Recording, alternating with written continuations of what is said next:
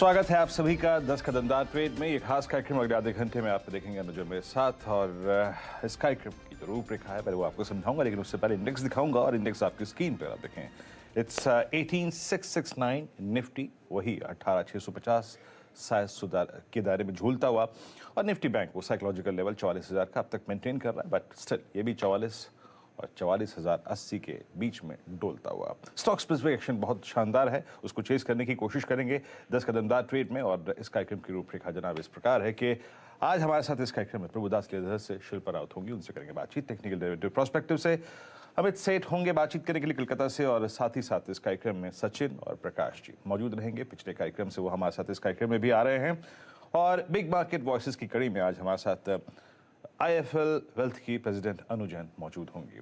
But market से आप देखें, इंडस्ट्रीज के लिए कुछ नहीं है, but I think Anuj stock specific action बदस्तूर कायम है। अनुज वीरू, और निफ्टी देखिए थोड़ा कूल ऑफ हो रहा है, और 18,666 इस समय निफ्टी, और बैंक निफ्टी भी कूल ऑफ हुआ है क्लियरली, मिड कैप इंडेक्स भी कूल ऑफ हुआ है। तो एक इंडेक्स में एक कूल ऑफ क्लियरली यहाँ पर जारी है, और अब आगे देखते हैं यहाँ से क्या होता है। चलिए एक काम करते हैं, अब फ्रेश ट्रेड्स लेने का सिलसिला शुरू करते हैं।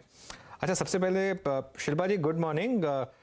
शिल्पा जी ने कल एक 12 बजे के शो में एक ऑप्शन दिया था SBI का 630 की कॉल, वो 9 रुपये का उनका टारगेट था। तो पहले तो वो टारगेट हिट वाली स्टैम्प चला देते हैं, क्योंकि वो ज़बरदस्त कॉल SBI पर आज सुबह सुबह वो अचीव हुआ टारगेट। तो शिल्पा जी गुड मॉर्निंग, सबसे पहले तो उस ट्रेड का अपडेट दे दीजिए और आपकी इस समय की फ्रेश ट्रेड। जी गुड मॉर्निंग अनुज जी। आज ही कल मैंने SBI का 630 कॉल ऑप्शन है, सस्ता ऑप्शन दिया हुआ था एट 5 रुपए 70 पैसे के अराउंड ट्रेड कर रहा था। टारगेट था 9। आई एम वेरी हैप्पी कि सुबह वो 10 भी होके आ गया है, तो टारगेट हिट है, तो I am very happy about it. तो अभी के लिए अगर मुझे आप बोलेंगे तो IT में मुझे बहुत स्ट्रॉन्ग मोमेंटम अभी दिखाई दे रहा है, तो IT में डेफिनेटली पार्टिसिपेट करना चाहिए। यहाँ पे मुझे कोफोर्ज बहुत अच्छा लग रहा है। कोफोर्ज 4021 फ्यूचर्स में ट्रेड कर रहा है, आपको इस पे अभी लॉन्ग जाना है। आपका स्टॉप लॉस रहेगा 3970, टारगेट्स रहेंगे 4080 एंड 4140।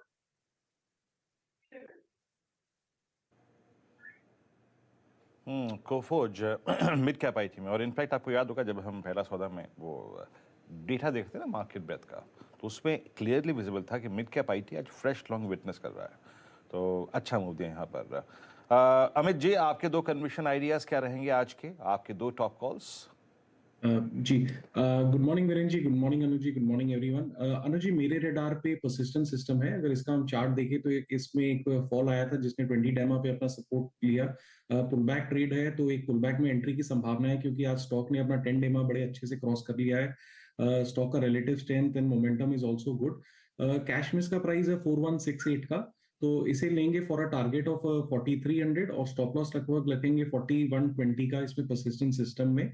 सेकंड कॉल मेरा रहेगा HDFC लिमिटेड। HDFC लिमिटेड का अगर हम स्ट्रक्चर देखें तो स्टॉक ने अच्छा खासा कंसोलिडेशन दिया है, और मुझे लगता है कि ये नेक्स्ट लेग के लिए रेडी है। HDFC लिमिटेड के momentum indicators and relative strength भी काफी अच्छी है। 2709 का इसका प्राइस है। इसे लॉन्ग करें फॉर अ टारगेट ऑफ 2775, और स्टॉप लॉस लगभग रहेगा 2665 का। ओके, चलिए HDFC पर एक दाम लगाया जा रहा है। बैंक निफ्टी अब तैयारी कर रहा है 44,000 ब्रेक करने की नीचे की साइड पर, तो थोड़ी सी प्रॉफिट टेकिंग क्लियरली विजिबल है। और निफ्टी में भी इनफैक्ट ऑलमोस्ट 18,700 लगाने के बाद अब आप क्लियरली एक देख रहे हैं कि थोड़ा सा एक प्रॉफिट टेकिंग आ रही है वहाँ पर। तो एक वन वे तेज़ी नहीं है इस मार्केट में, और इसके लिए आप गैप अप्स को चेज़ नहीं कर सकते इस मार्केट में। एक क्लियर कट वार्निंग थी कि गैप अप्स पे चेज़ करने पे शायद आपको प्रॉफिट ना मिले। डिप्स पर खरीदारी की मार्केट है अभी भी ये। सचिन, कोई फ्रेश ट्रेड आपके दिमाग में इस समय? अनुज, मुझे लग रहा है क्लियरली यहाँ पर बैंक से तो थोड़ा सा अवॉइड करना चाहिए, बट यहाँ पर डिफेंसिव्स में थोड़ा सा फ्लेवर बन रहा है। स्पेशली अगर हम सारे केमिकल स्टॉक्स देखें, प्लस अगर हम फार्मा स्टॉक्स देखें, तो वहां पर मुझे लग रहा है एक अच्छा ट्रैक्शन मिल रहा है। वहां पर लुपिन ने ऑलरेडी एक अच्छी मूव अनलॉक की है। अपने प्रीवियस डे स्विंग हाई को भी इसने अभी फिलहाल काट दिया है। तो जिस तरीके से ये स्ट्रक्चर है, लगातार 6-7 दिनों की बिकवाली के बाद यहाँ पर अपने 20 डे एक्सपोनेंशियल मूविंग एवरेज के आसपास एनगल्फिंग बुलिश फॉर्मेशन बनाने की प्रक्रिया शुरू हो चुकी है।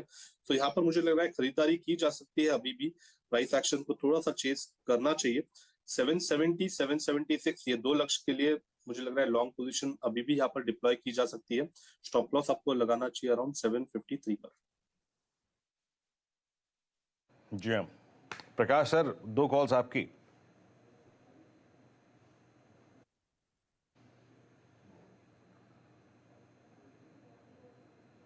सर अपने आप को अनम्यूट करना पड़ेगा आपको। मुझे आवाज नहीं आ रही किसी की। Can you please repeat? आवाज नहीं आ रही। हाँ नहीं सर, आपके 2 कॉल्स 10 बजे आप मेरे ख्याल से पैसिव मोड में चले गए थे हैं? नहीं मुझे बात कर रहे हैं, मुझे आवाज ब्रेक हो रहा है। anyway, मुझे कश्मकश थी 2 स्टॉक्स की। हाँ। कौन सा दूं, लुपिन दूं या एनटीपीसी? लुपिन दूं या एनटीपीसी दूं? मैं सोच रहा था। लुपिन तो चला गया, अब बचा है एनटीपीसी। एनटीपीसी में अच्छा अपमूव नजर आ रहा है, ट्रेड कर रहा है 170 175 पर। स्टॉप लगाइए 170 का बस। ऑन द अपसाइड 174 टू 176 ये एक जोन है, वहां तक जाएगा। एक ही स्टॉक एनटीपीसी। ऑडियो में दिक्कत थी, म्यूट नहीं था। ओके एनटीपीसी पर बेट लगाइए इस समय। अच्छा स्टॉक लेकर आइए येस बैंक का। ये देखिए क्लियरली एक sell on news play out हो रहा है अब यहाँ पर। सारी की सारी खबर से पहले ही मार्केट रैली कर लेता है और ये देखिए 7% नीचे इस समय ये स्टॉक। 22 रुपये 35 पैसे का भाव इसका। 55 करोड़ शेयर ट्रेड हुए हैं इस समय। 55 करोड़ मतलब 1100 करोड़ की ऑलरेडी डीलिंग हो चुकी है। इसमें से कितने लोगों ने डिलीवरी छोड़ी है, कितने लोगों ने सिर्फ इंट्राडे में किया, ये देखने वाली बात होगी। लेकिन ये 7 दिन का मूव इस समय करीब 27% ऊपर। ये हमने एक्चुअली ये मूव हमने फ्रेश पिक किया था उस दिन जब 3-4 दिन पहले जब एक क्लियर एक मोमेंटम आया था, वो हमारे दर्शकों को याद होगा। और वहाँ से इसने एक 1 वे मूव दिखाया आपको और अब इस समय एक ज़बरदस्त मूव यहाँ पर इस समय इस स्टॉक में आ रहा है। मैं टॉप ट्रेडेड स्टॉक्स की लिस्ट देख रहा था, एक काफ़ी इंटरेस्टिंग मूव्स आ रहे हैं इस समय। येस बैंक तो है ही खैर नीचे, उसके अलावा 1-2 और स्टॉक्स हैं जहाँ पर आप एक थोड़ी सी प्रॉफिट टेकिंग के लिए देख रहे हैं। पीएनबी की बात हो गई, बैंक ऑफ इंडिया, तो पूरा का पूरा जो पीएसयू बास्केट है वहाँ पर थोड़ी सी प्रॉफिट टेकिंग है इस समय। अच्छा ये 2 स्टॉक्स बहुत इंटरेस्टिंग लग रहे हैं इस समय, 2-3 stocks in fact. Dish TV, Hathway cable, city networks और TV 18 broadcast, of course standard disclosure इस चैनल का ओनर। लेकिन थोड़ी सी इस मीडिया ब्रॉडकास्टिंग ये वाली जो स्पेस है इसमें अब इस समय थोड़ी सी एक बाइंग आप देख रहे हैं। इसमें कोई कॉल बनता है क्या आप गाबा जी किसी भी स्टॉक में, ये जो मीडिया से रिलेटेड है इनमें? बिल्कुल लगता है कुछ आईपीओ, टाटा प्ले का आईपीओ आ रहा है, उसका इफेक्ट है यहाँ पर। हैथवे केबल्स पर ध्यान देना चाहिए। उसके सेटअप के हिसाब से 17 एक जोन है यहाँ पर, बहुत ही स्ट्रॉन्ग सपोर्ट जोन है। मुझे लगता है अपमूव जब मिलेगा तो 20 पार कर लेगा, 20-25 तक जा सकता है हैथवे केबल, ऐसा लग रहा है। सिटी केबल मैं देख रहा हूँ, मुझे मिल नहीं रहा है स्टॉक, मैं इसे स्किप कर लूंगा। वैसे यही 2 मुझे हैथवे में थोड़ा ज्यादा ध्यान लगता है।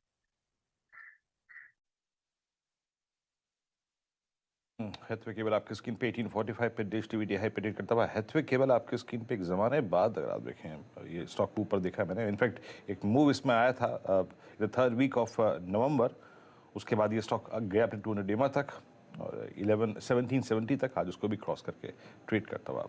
अच्छा और 1-2 स्टॉक्स लेके आइए जो कि अच्छा कर रहे हैं। और कल का पॉली कैप तो जनाब गजब रहा। LIC हाउसिंग फाइनेंस बात करते करते मैं इस स्टॉक पे नहीं बात कर पाया था, हालांकि ये स्टॉक आज काफ़ी अच्छी ट्रेजेक्टरी में खुला, उसके बाद थोड़ा सा कोलैप्स हुआ। ये IT में टेक महिंद्रा अपने 20-day एक्सपोनेंशियल एवरेज को टच करता हुआ और अच्छा मूव देता हुआ। और टाटा कम्युनिकेशन आज का स्टार प्राइस परफॉर्मर था। सुबह आज जो पहली कॉल गई थी IEX पर, वो भी अच्छा करते हुए IEX आपकी स्क्रीन पे 150-35 पे आके ट्रेड कर रहा है।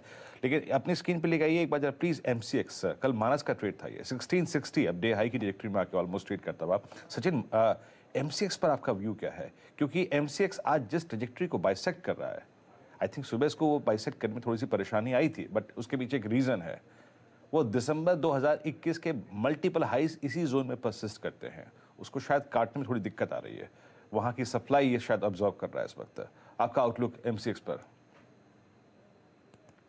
वीरेंद्र जी इनफैक्ट काफी अच्छे कंसोलिडेशन के बाद कल के सत्र में एक ब्रेकआउट हुआ था एंड मुझे लगा ये ब्रेकआउट काफी ड्यूरेबल ही होना चाहिए, क्योंकि इसका अगर हम ADX देखें डेली चार्ट पे तो वहां पर कहीं पर भी बदलाव नहीं है। इनफैक्ट ADX अभी भी अच्छी तरह पॉजिटिवली प्लेस्ड है। सो इमीडिएट बेसिस पे तो मुझे लग रहा है ये पर्टिकुलर रैली 1700-1720 तक भी एक्सटेंड हो सकती है। कोई मेजर हर्डल नजर नहीं आ रहा। इनफैक्ट जो हर्डल था 30 के आसपास का, वो इसने काफी कॉन्फिडेंटली पार किया है। तो मुझे लग रहा है अभी भी यहाँ पर अगर डिक्लाइंस मिलते हैं तो खरीदारी करने के ही मौके ढूंढने हैं। स्टॉप लॉस आपको लगाना चाहिए अराउंड 1625 पे। पहला टारगेट होगा अराउंड 1700 का, एंड मुझे लग रहा है 1720 के आसपास थोड़ा सा एक हर्डल है, वहां पर अपनी पोजीशन रिव्यू की जा सकती है। चलिए, एक चीज़ क्लियरली विजिबल है मार्केट में आज की, थोड़ी प्रॉफिट टेकिंग है हायर लेवल पर, लेकिन एल्गो ट्रेडर्स थोड़ा रोक रहे हैं बैंक निफ्टी को 44,000 ब्रेक करने से। तो 44,000 पर जब भी आ रहा है तो बाइंग भी आ रही है, लेकिन अगर 44,000 टूटा यहाँ पर बैंक निफ्टी में तो मुझे लग रहा है कि आपको 50-60 पॉइंट नीचे आराम से मिल जाएंगे बैंक निफ्टी में।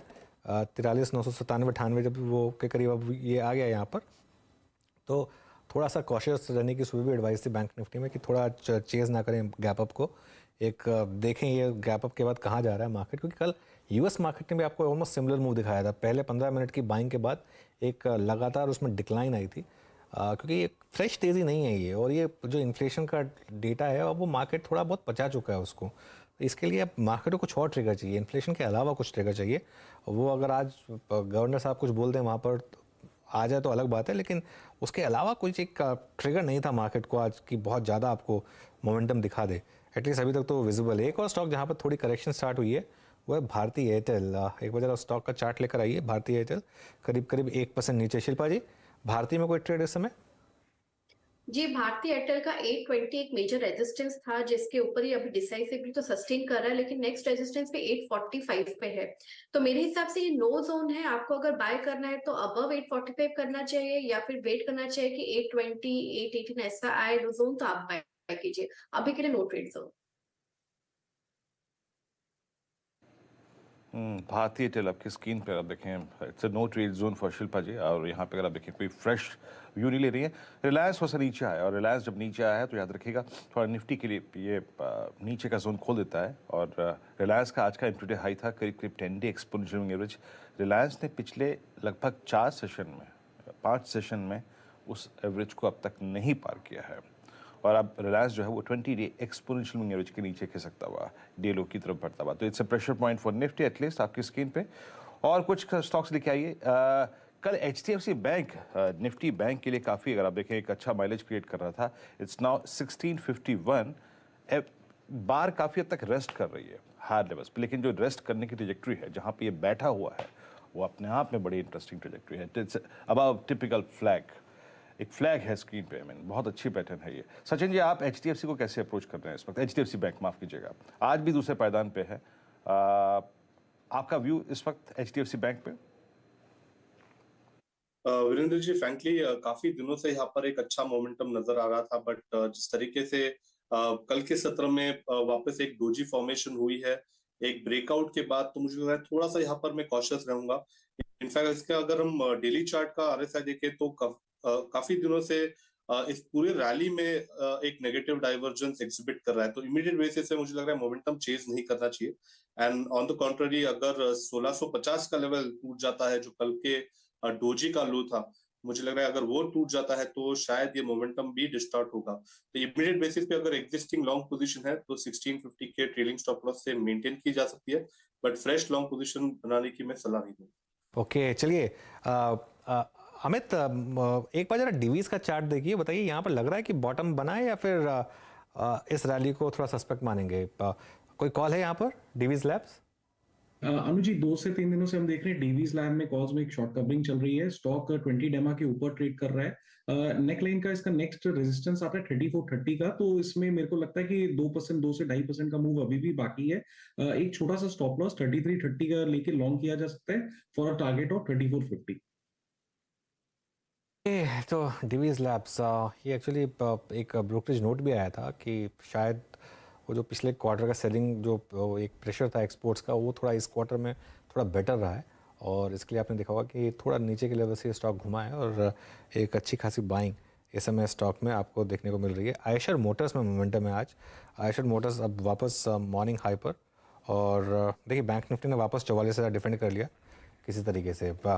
चलिए, अब हम एक काम करते हैं। अब हमारे साथ अनु जैन जुड़ गई हैं, इंडिया इन्फोलाइन वेल्थ की प्रेसिडेंट हैं वो, और काफ़ी समय से मार्केट को ट्रैक कर रही हैं। काफ़ी वेटरन नाम, काफ़ी जाना माना नाम मार्केट में। Anu ji, good morning. एक one way rally Indian market में, खासतौर से बैंकिंग शेयरों की बदौलत। अब यहाँ पर ईयर एंड हो रहा है, तो एक फ्रेश कॉल क्या होगी? जो 2023 का एक आउटलुक होगा इस समय, वो क्या होगा निफ्टी और बैंक निफ्टी दोनों के लिए? गुड मॉर्निंग अनुज। पहले तो एक चीज करेक्शन, हमारा नाम बदल गया है, अब हम IIFL वेल्थ की बजाय 361 है। तो वो नाम चेंज हो गया है। चेंज करा देते हैं उसको। हाँ हाँ जी, थैंक यू। ओवरऑल आप एक साल जो बहुत टफ रहा है उसके एंड पे आप एक हाई की तरफ हैं। बहुत सारे लोग कैश के साइड पे बैठे हैं, बहुत एटलीस्ट 10 to 20% बहुत लोगों के पास कैश है। सारी तकलीफें खत्म नहीं है लेकिन हम एक रेट हाइक साइकिल के एटलीस्ट 50-60% पाथ को हम एक क्रॉस कर चुके हैं। हमने क्रिप्टो को भी और क्रिप्टो की काफी कंपनीज को बेली अप जाते हुए देख लिया है। जो लोगों को उम्मीद थी कि ये एक स्ट्रेस सेक्टर रहेगा, हो सकता है अगले 3 से 6 महीने में थोड़ा बहुत और रहे। एक वॉर जो इतने महीनों से चल रहा है वो अभी भी कोई खत्म होने के लेवल पे नहीं दिख रहा है। लेकिन हाँ, क्रूड जिस तरीके से गिरा है और आज जैसे न्यूज थी कि हमें रशिया से $60 पे मिलेगा, तो वो एक सब चीज इनहेरेंटली बुलिश है। जो एक यूएस में कल मूव आया जिसके हिसाब से डॉलर पीक दिखा रहा है, that's also good for emerging market. Having said that, आप एक 19.5 नाउ टुवर्ड्स 20 टाइम्स फॉरवर्ड जो आपके स्टैंडर्ड डिविएशन 1.5 टाइम हायर है फ्रॉम नॉर्मल वैल्यूएशंस, वो अभी भी है। बट जो मैं पहली बार देख रही हूँ, चाहे आप उसको फंडामेंटली देखें या टेक्निकली देखें, आप बिना फ्लोज के इतना दूर आ चुके हैं। ये नहीं कह रही हूँ कि आपको बहुत भयंकर फ्लोज मिलेंगे, बट अगर आपको डिसेंट फ्लोज भी मिलेंगे तो आपका एक डाउन साइड जो है वो इन प्लेस आ जाता है। तो लगभग 18,000 या 17,900 जो एक पीक लेवल माना जाता था, वो अब काफी अच्छा सपोर्ट देगा। यहाँ से करीबन लगभग 4-5% नीचे है। अगर वो टूटा तो आप 18,400-600 तक, सॉरी 17,400-600 तक भी जा सकते हैं। बट मेरे ख्याल से अब एक जो उम्मीद थी कि आप पिछले 6 महीने से पहले सुन रहे थे हम जी 14,000 तक जाएंगे, या हम 15,100 तो जब टेस्ट किया था तो सबने, बहुत कम लोगों को हम कन्विंस कर पाए थे कि यहाँ पे लेने लायक लेवल है। तो वो लेवल्स नहीं दिख रहे हैं।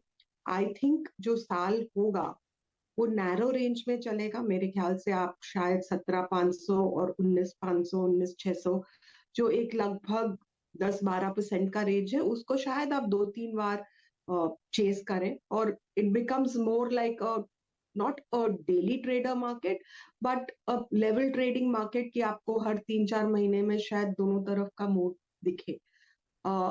Once the cycle to raise rates is towards the end, जो 6 महीने आगे है, probably तब ये consolidation खत्म करके हमें कुछ further move towards 20,000 दिख सकता है। बट अगले 6 महीने के लिए तो रेंज बाउंड है। ओके, अगले 6 महीने के लिए तो खैर रेंज बाउंड ही रहना चाहिए। एक सेक्टर जहां पर एक ज़बरदस्त तेज़ी दिखी है अनुजी, वो है PSU banks. PSU bank index इस साल करीब 70% ऊपर है। अब ये यहाँ पर ओवरक्राउडेड लग रही है ट्रेड, या अभी भी इसमें दम है? मेरे ख्याल से 1 महीने पहले आप और मैं बात कर रहे थे और मैं बैंक निफ्टी पे पॉजिटिव थी और आपने मेरा रुझान PSU की तरफ ड्रॉ किया था, एंड हमारा कोई कवरेज नहीं था एक्सेप्ट फॉर SBI।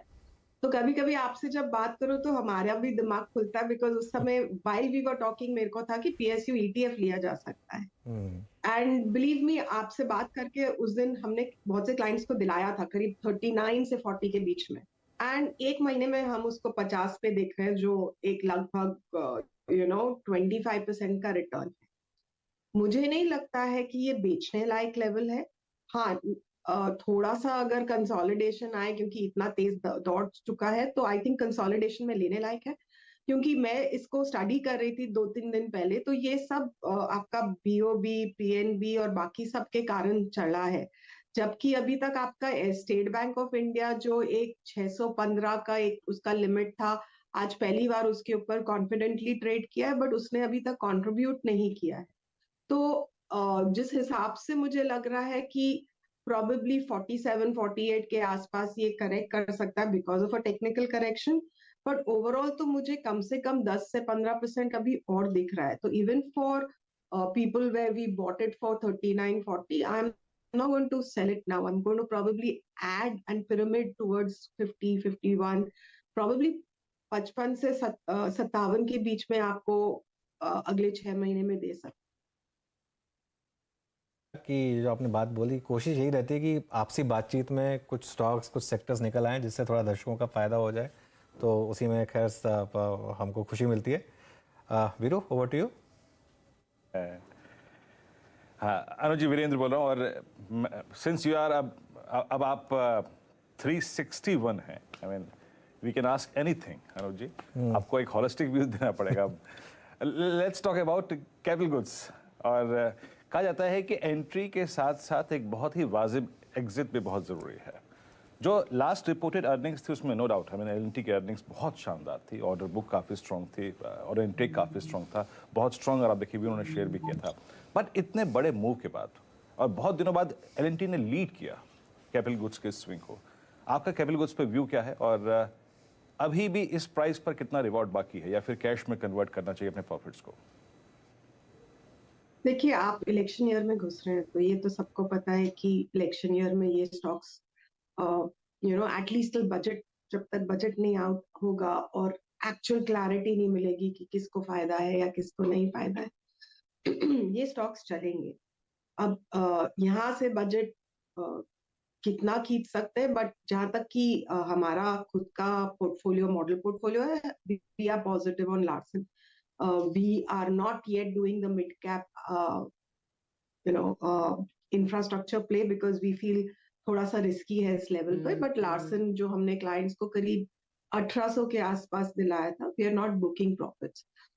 मेरे ख्याल से अगर मोमेंटम ना भी पकड़े, ये स्टॉक काफी कंसोलिडेट करके लीड करता है, तो आपको 6 से 8 महीने में इसमें लगभग 2300 से 2400 का लेवल तो डेफिनेटली मिलेगा। अगर इलेक्शंस के कारण या आपके बजट के कारण थोड़ा सा वो होता है, तो वो it could be front ended, it may not be back ended, तो आपको शायद वो 2 से 2.5 महीने में भी मिल सकता है। तो मेरे ख्याल से Larsen on any dip is definitely a good buy. Mid cap I would be careful. और जो मुझे इस बार एक बहुत ऑड फॉर्मेशन दिख रहा है, सिर्फ आज जैसे मैं और आप बात कर रहे हैं तो मिड कैप अभी चला है, तो यूजुअली रैली को थोड़ा ब्रॉड बेस्ड होना चाहिए, एंड मिड कैप ने अभी तक पार्टिसिपेट नहीं किया है। तो अगर मिड कैप पार्टिसिपेट करना शुरू करेगा किसी भी सेक्टर से, तो ये rally will have better legs, and वो पिछले कुछ दिनों में थोड़ा सा संकेत है कि वो हो सकता है। बट जो पहला मूव था वो सब लार्ज कैप्स का था, जिसमें some of the PMSs have also underperformed, some of the mid cap funds have underperformed. So I think if that starts going, then infra will also play and the entire indices will also play. अच्छा, बाकी in capital goods पे आपका view लिया अनु जी। अब जरा आते हैं NBFCs पर, और मैं थोड़ा सा एनबीएफसीज पे झुकाव इसलिए कर रहा हूँ क्योंकि अब थोड़ा गोल्ड में स्विंग है, गोल्ड इज हेडिंग हाई, तो एनबीएफसीज पे, गोल्ड फाइनेंस कंपनी से बात कर सकते हैं। लेकिन फ्रेंकली स्पीकिंग मैम, इस पूरे स्विंग में आई मीन 15,200 से लेकर करीब करीब 18,600 की ट्रेजेक्टरी में हमने एक बहुत स्ट्रॉन्ग स्विंग, या फिर एक बहुत, अगर आप देखें, कन्विक्शन बाय अब तक विटनेस नहीं किया एनबीएफसीज में। एनी थॉट्स ऑन एनबीएफसीज, या फिर कोई पर्टिकुलर स्टॉक जो आप चेस कर रहे हैं, क्लाइंट्स को रिकमेंड किया गया है? देखिए, पहले भी हम बात कर चुके हैं, हम बजाज फाइनेंस के ऊपर पॉजिटिव है, और उसने कुछ नहीं किया पिछले 3 महीने में, अगर आप देखेंगे। In fact it's been a negative player. उसके अलावा हमको चोला फाइनेंस पसंद है। एक पैरेलल ड्रॉ कर रही हूँ मैं। आपको अगर याद होगा कि पिछले 2-2.5 साल एचडीएफसी बैंक ने कुछ नहीं किया था, and now that it's broken out, and ये जो अभी 1650 के लेवल पे है, it's probably heading towards 1800। Specially मेरे को बजाज फाइनेंस, एंड कैविएट है कि हमारे क्लाइंट्स होल्ड करते हैं, मैं भी होल्ड करती हूँ पर्सनली, तो दैट्स अ कैविएट। मुझे ये लगता है कि इसमें जिस तरीके से पहले अगर आप निफ्टी लॉन्ग कर रहे थे तो आप एचडीएफसी बैंक शॉर्ट करके चलते थे बहुत से लोग, वो मेरे ख्याल से अभी सबसे लिक्विड स्टॉक यहाँ पे बजाज फाइनेंस है। तो there seems to be a short position which is carried over specially for the last month and a half. तो कहीं ना कहीं रिजल्ट्स के पास, which would be about a month from now, I think these would unwind for at least a short period till the result, and then post the result we may again see that short build up. But आपको अगर probably markets में stay 1 2% इधर उधर, but some of these NBFCs can probably give you 5 to 7% in about a month, because यहाँ पे लग रहा है मुझे कि आपको एक मूव मिल सकता है जो सिर्फ एक शॉर्ट अनवाइंडिंग से हो, तो it's more technical. Fundamentally I think इस समय मुझे चोला सबसे ज्यादा पसंद है, एंड ये जो करीब 750 के आसपास चल रहा है, I think we can see a 15% return in about a year. ये चोला देखिए बात करते करते डेज हाई पर अच्छा एक मूव स्टार्ट हुआ वापस सीमेंट स्टॉक्स में। नॉर्मली मैंने देखा है इस समय 10:30 बजे करीब ये मूव स्टार्ट हो जाता है। रैमको सीमेंट्स लेकर आइए, इंडिया सीमेंट लेकर आइए, ग्रासिम लेकर आइए। ग्रासिम में अभी भी थोड़ा सा एक सीमेंट का बिजनेस बाकी है। तो ये एक स्टॉक्स हैं। ये अनुज जी ऑब्वियसली एक मूव आना शुरू हुआ था जब वो अडानी की डील आई थी अंबुजा को लेकर, लेकिन हमने एक मैसिव री रेटिंग देखी है ऑलरेडी सीमेंट स्पेस में। यहाँ पर अब भी क्या ट्रेड ली जा सकती है या फिर अब थोड़ा सा एक रिस्की है मामला? प्रॉक्सी है टू इंफ्रास्ट्रक्चर, तो अगर आपको इंफ्रा चल रहा है तो सीमेंट चलेगा, बट जो एक डिफरेंस आएगा आपको वो कार्टलाइजेशन में जो प्राइस इंक्रीज का था वो मुझे नजर नहीं आ रहा। एंड एक लॉजिकल प्ले है कि अगर आपका अडानी इस सेक्टर में घुसा है एंड इज कंसोलिडेटिंग, तो the price wars may start. So I don't know how much they may get on price, it is now on volume growth and what are the margins that they can maintain. तो मेरे हिसाब तक ये probably trade है आपका budget तक, but probably in this hike you should slowly kind of take in your profits. I would rather play the infra companies directly rather than paying on these. अनुज जी शुक्रिया आपका जुड़ने के लिए हमारे साथ और ये सारे स्टॉक्स सामने रखने के लिए और ये अपडेट देने के लिए कि अब कंपनी का नाम चेंज होकर 361 जो IIFL वेल्थ थी उसका नाम चेंज हुआ है। इस शो को यहीं समाप्त करते हैं। हमारे बाकी गेस्ट को भी अब शुक्रिया बोलने का समय आ गया है और अब हैंड ओवर करते हैं नीरज जी को आगे के आधे घंटे के लिए। तो नीरज जी ना ऊपर जा रहा है ना नीचे जा रहा है, बेसिकली जहाँ खुले वहीं पर इस समय निफ्टी और बैंक निफ्टी दो इंतज़ार ऐसा ही होता है। हाँ आज रात का जो 11:30 बजे का हाँ। इंतज़ार है और दोनों साइड के लोग अपने अपने हिसाब से अपने कैलकुलेशन कर रहे होंगे। तो लेकिन मुझे लगता है कि भारतीय बाजार जो है ऐसे ही रहेगा, ठीक ठाक ही रहेगा, कोई बहुत ज़्यादा चिंता की बात नहीं है, क्योंकि ब्रॉडर मार्केट में बहुत अच्छी बाइंग देखने को मिल रही है यहाँ पे, खासतौर पर मिड कैप में ज़्यादा रनअप है। तो चलिए इस पहेली को भी डिकोड करते हैं कि क्या रहेगा रुख इंडेक्स का, और बाकी तमाम आपके सवाल लेंगे। और सबसे पहले इस वक्त की हेडलाइंस लेते हैं।